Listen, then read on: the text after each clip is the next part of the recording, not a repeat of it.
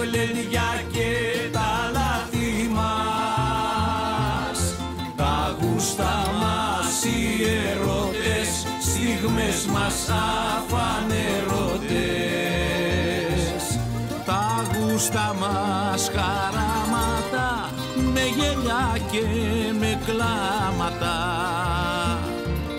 τα γούστα μας η ζαλή μας, όλα για μας.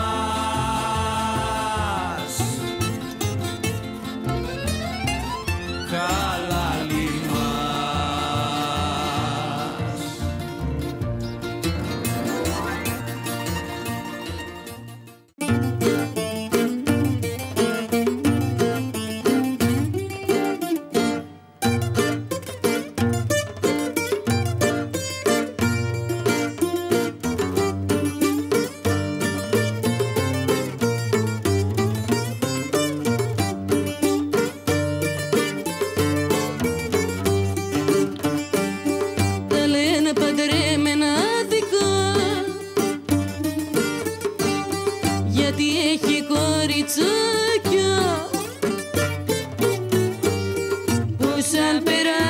Και τα ειδείς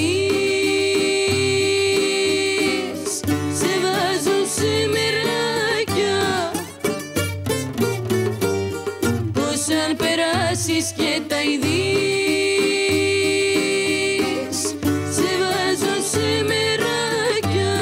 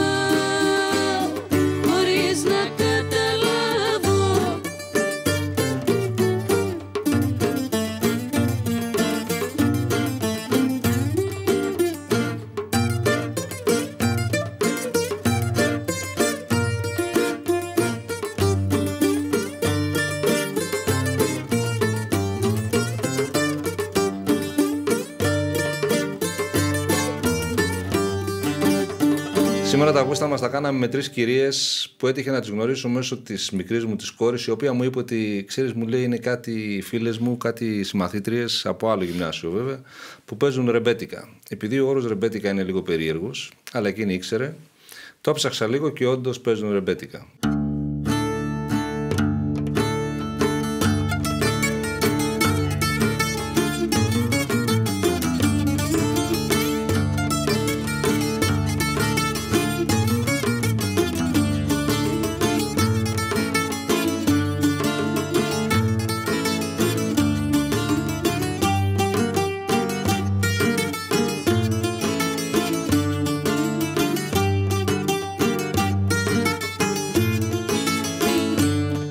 Καλέσαμε τις 3 κοπελιές, δεν μ' αρέσει η λέξη κοπελιές, τις 3 κυρίες.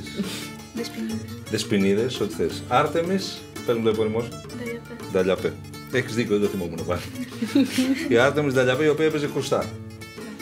Η Χρυσάνθη Βασιλείου, η κόρη του Παύλου, τον πατέρα τον ξέρω από τότε που ήμουν φοιτητής, έτσι.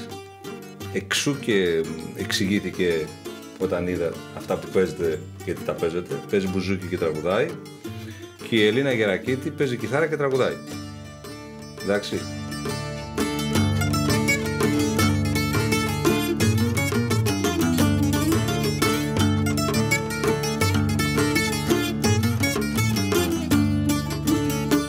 Είστε και οι τρεις μαθήτριες του μουσικού σχολείου Αλήμου. Και είναι και η πρώτη φορά γιατί όλα από την Παλίνη έρχονται και λέω τώρα θα έρθουν για την άλλη.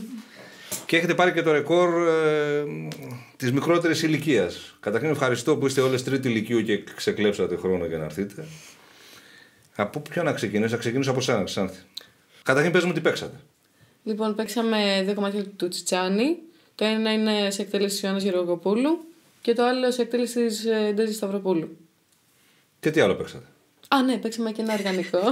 Συρτό πολίτικο του Σκαρβέλη. Και τι άλλο παίξατε. Α, παίξαμε και τη βδομάδα. Μπράβο. Την οποία είναι πάλι του Τσιτσάνη και η πρώτη εκτέλεση είναι με τη Σαντουρία Μπέλου και τον Βασίλη Τσιτσάνη.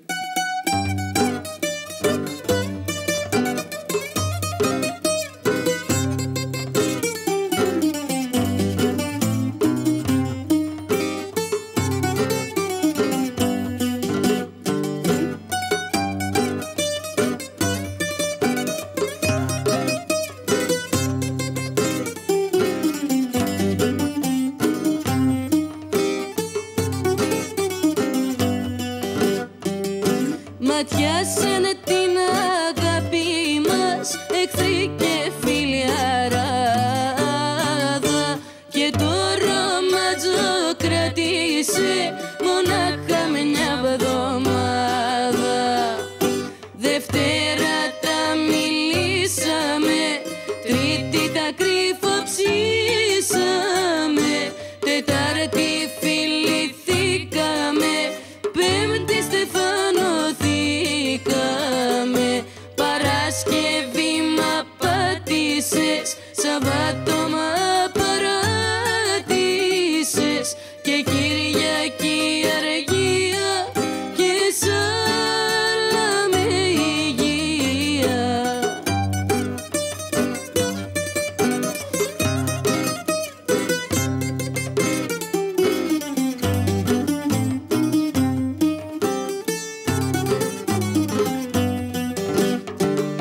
Τους όρκους δεν λογαριάσες, μα φάνηκες μπαμπέσα κι όλα σπαραλιά τα κάνες σε 6 μέρες μέσα. Δευτέρα τα μιλήσαμε, Τρίτη τα κρυφοψήσαμε, Τετάρτη φιληθήκαμε, Πέμπτη στεφανωθήκαμε, Παρασκευή μ' απάτησες, Σαββάτο μ' παράτησες και Κυριακή αργία και σάλα με υγεία.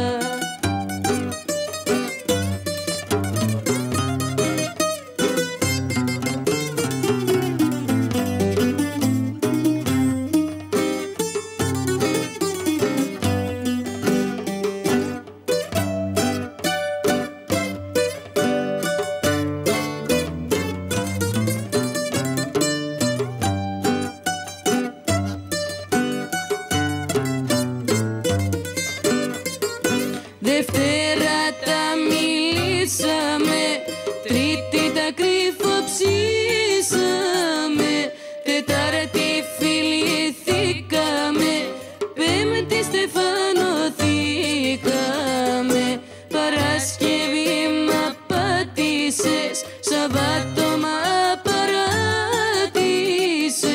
και Κυριακή αργία και σάλα με υγεία.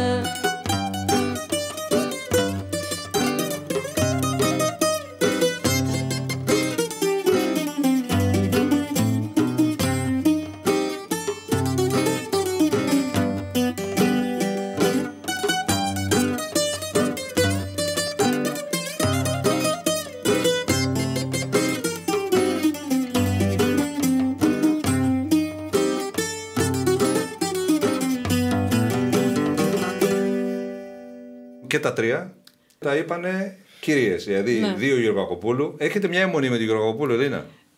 Μικρή. Μικρή. Με ποια έχετε μεγάλη?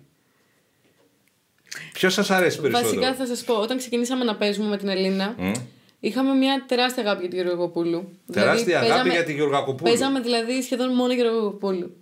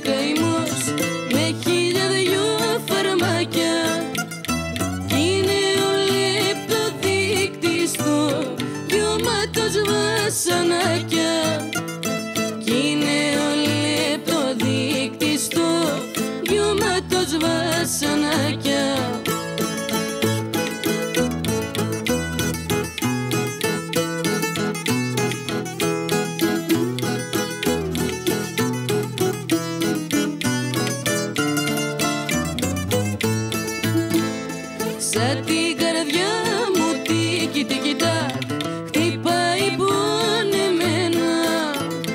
Σαν την καρδιά μου τίκι τίκι τάκ χτυπάει πονεμένα. Κι αν είχε στόμα θα λέγε τι τραβήξα για σένα. Κι αν είχε στόμα θα λέγε τι τραβήξα για σένα.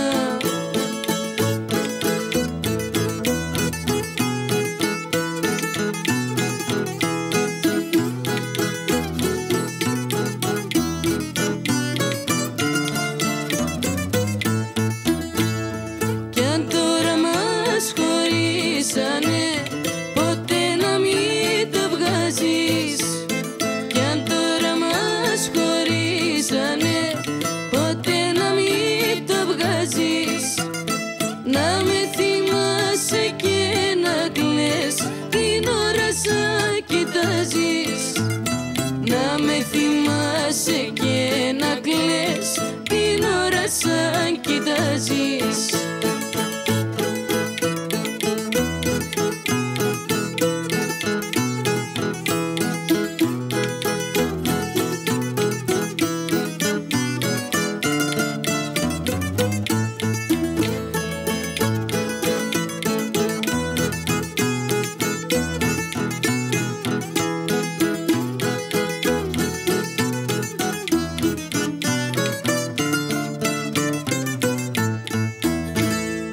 Πώς σας προέκυψε αυτό? Ξέρεις τώρα, αυτό είναι πάρα πολύ περίεργο να μιλάνε παιδιά να αποχωρήσει, ξέρω εγώ, 17 χρονών, πριν να έχουν τελειώσει το Λύκειο και να λένε είχαμε μια τεράστια αγάπη στη Γεωργακοπούλου. Δεν φαντάζεσαι πόσες γροθιές δίνεις αυτή τη στιγμή σε ανθρώπους.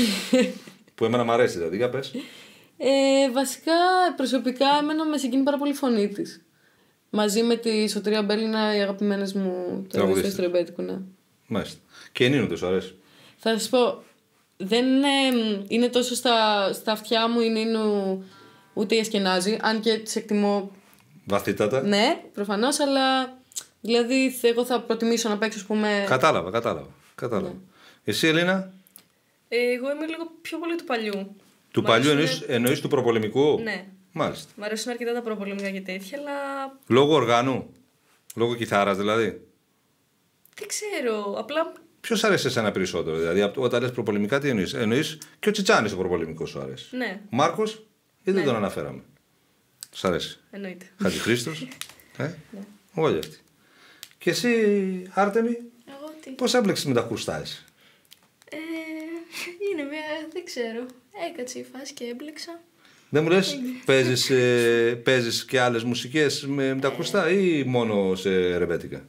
Βασικά παίζω κυρίως κλασικά κρουστά. Μμ. Και απλά επειδή είναι εύκολο να ασχοληθείς και με τα παραδοσιακά συνδέονται, ξεκίνησα να ασχολούμαι και με το τουμπερλέκι.